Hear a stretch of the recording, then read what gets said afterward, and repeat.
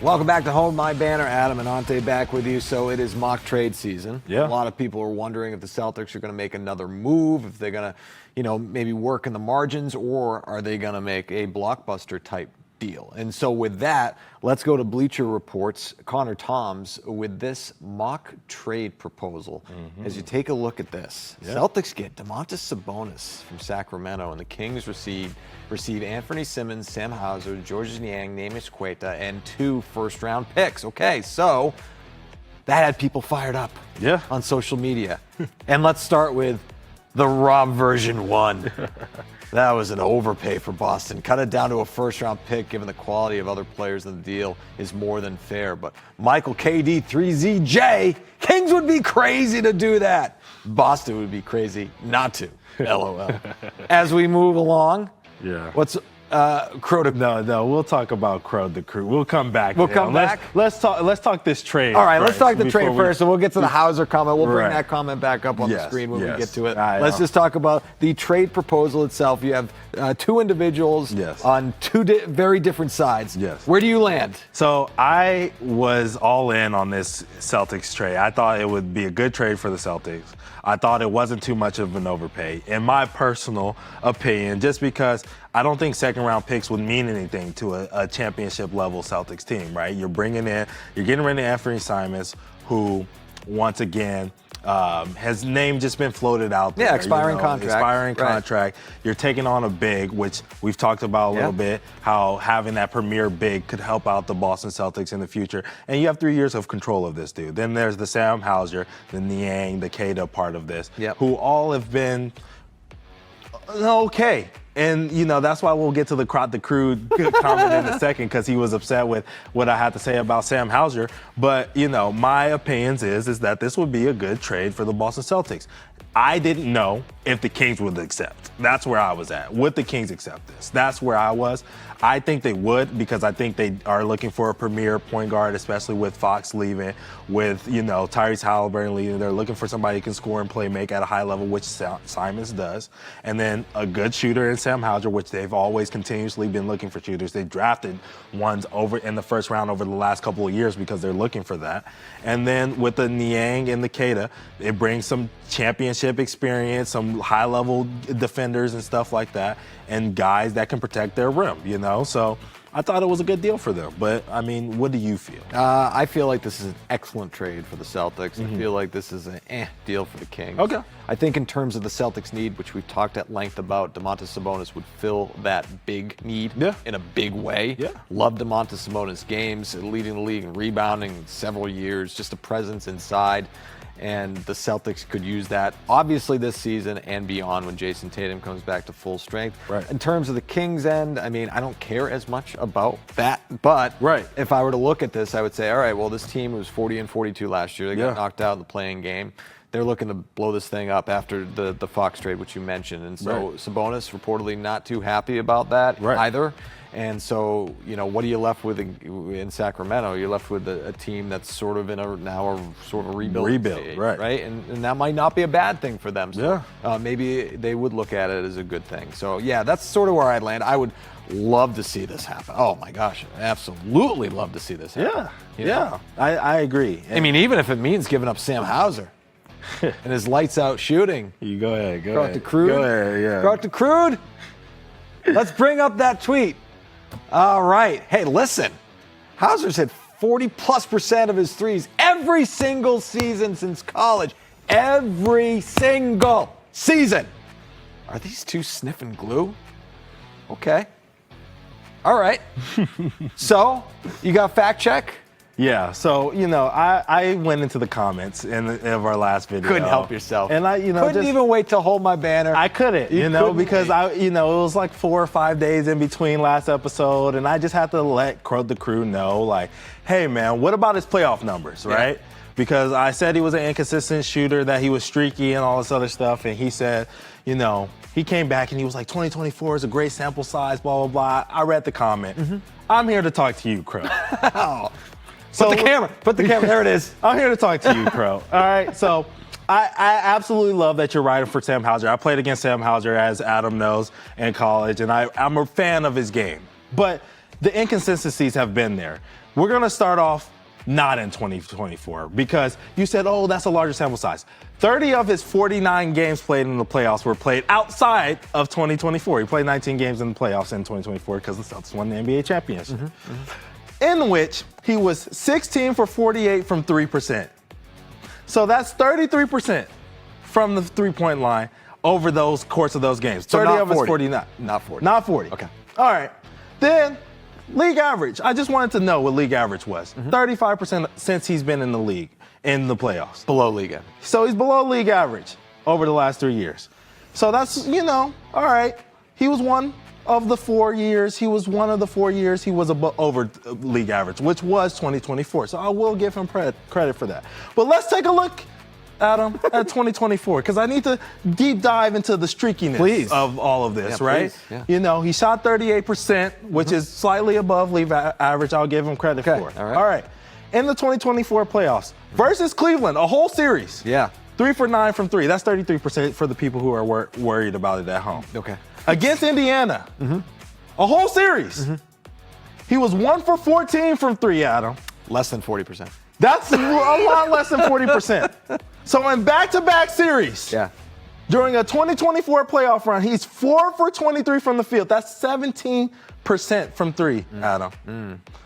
So in order to get up to 38 over the entire playoffs, you got to have some really hot streaks, and you got to have some cold streaks in there. Even against Miami, he had a game where he was 1 for 5 from 3. A game where he was 0 for 2 from 3. Against Dallas in the NBA championship, in the NBA finals.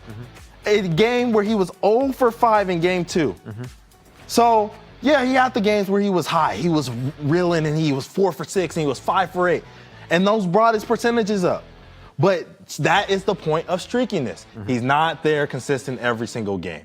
So that's why I say Boston Celtics fans who are really paying attention to who Sam Hauser are not excited with his ability to help them out in playoff games. Regular season is great. 40%, yeah, he did that. You're completely correct, Quote the Crude, on that. But guess what? What do they call Boston, Adam? City of Champions. City of Champions. I don't care what you do in the regular season. I only care what you do for me when it's time to win that chip. Hold on, man. I gotta cool you down a little bit, Ante. My goodness, that seat is hot. Woo! All right, Quote the Crew. Just you see that? Yeah, a little flag. Right wave the banner. Wave the white flag for Quote the Crew. Man, there we go. Quote the Crew, R.I.P. Man. No, it's all good. Hey, listen, this wasn't meant to be a Sam Hauser hate fest. I hope it doesn't come across that way because, to your point, you played against him. We've seen him in action. He's been good, but my thing is, if he's a part of a deal to bring a all-star player in a position of need to your team, you do it in a heartbeat. No disrespect to any of the players here, especially Anthony Simons, which he's the player that you look at and you say, all right, he's got an expiring deal. Yeah. Where does he fit long-term for the Celtics? And it doesn't look like that he would, right? In this particular scenario, you're getting a guy that would definitely fit right away. So I'm cool with that. But the 25-26 team that we're looking at here, right? Because there's a lot of talk about 2 years from now when Tatum comes back and all that stuff. Right. What's their potential, right? And that's something that our guy Leo Droia, he gave his take on it. This might be a 41-win team at best. Now, what's the number? Yeah, so Vegas Vegas right now, 42.5 is the line for the Boston Celtics for 25-26. Okay. Yes. So as the roster stands right now, 42.5 probably seems like an interesting number. Yeah. I'd probably take the over on that. Yeah. If again, Jaylen Brown's healthy, Jaylen Brown's taking the reins of this team and saying, this is my team, let's go. Derek White's healthy. Peyton Pritchard, does what he does last year and a little bit more. Everybody needs to do a little bit more. Yeah. Right? And if you got Simons on the roster, he needs to take that next step to be that number 2 scorer to Jaylen Brown. Right. Right? All those things need to work out. And you need maybe a young guy to pop, maybe Jordan Walsh, carry some of that momentum from the summer league, and he becomes a viable piece off the bench for this team. Yeah, 100%. And I think when you're looking... And in this Eastern Conference, too. Yes, that's exactly where I was going to go. When you're looking around the East, and I'm looking at the standings right now here in front of me, Orlando was 41 wins last year. Yep. And they missed their stars for Franz Wagner and Paolo Banchero for long stretches of that season last year, right? And they ended up 41-41. And then you look at the teams ahead of them. You look at Detroit, who's having issues trying to fill in their, front court with, Schroeder leaving, with Beasley dealing with the off-the-court issues, you know what I mean? So I don't know if they're necessarily going to get better. I talked about Milwaukee. They're not going to probably, well, we don't know. We don't know what that's going to look like, right?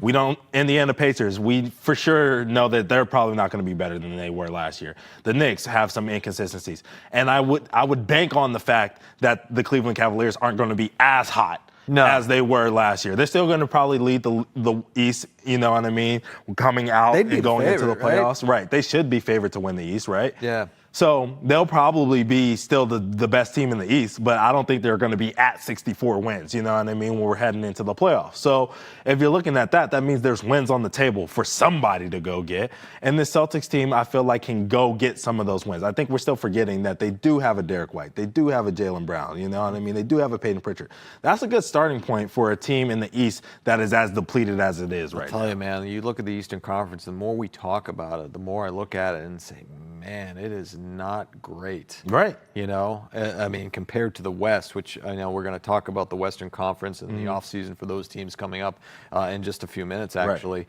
But, comparatively, with the Tatum injury, with the situation happening in Milwaukee, with the Pacers missing Halliburton and Miles Turner's now in Milwaukee. Yeah. You're spreading. I mean, it does open the door for some of these other teams, that might be on the cusp. I know you mentioned the Pistons. Yeah.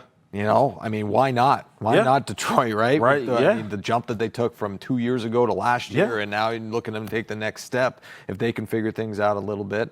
And even Atlanta's going to come up. In Atlanta, I was just going to say. And win some games, you know what I mean? And then a Miami Heat team that, yes, we aren't excited about, but if we're talking about the ifs of health, right? Like, if Tyler Hero's going to stay healthy, Bam Adebayo, now they have Andrew Wiggins. Hopefully he stays healthy and available because he wasn't always available towards the end of his Warriors tenure, which is why they were, willing to move on from him. But you got the Davion Mitchell, you got the Khalil Wares, you have hopefully a healthy Jaime Jaquez, there's a lot of Duncan Robinson. This team could be a team we're all forgetting about them, but in a battered Eastern Conference that could go up and get a couple wins as well. Yeah. So it's wide open. The Celtics, I'm with you. I agree. I think the Celtics are going to probably float. It's going to be close. If I were betting this line, this is what Travis calls a nail biter. You're going to be sweating your bet on this one for sure. Yeah. But I would say the Celtics should be closer to 44 to 45 wins. Yeah, I know you guys are going to talk about the Eastern Conference on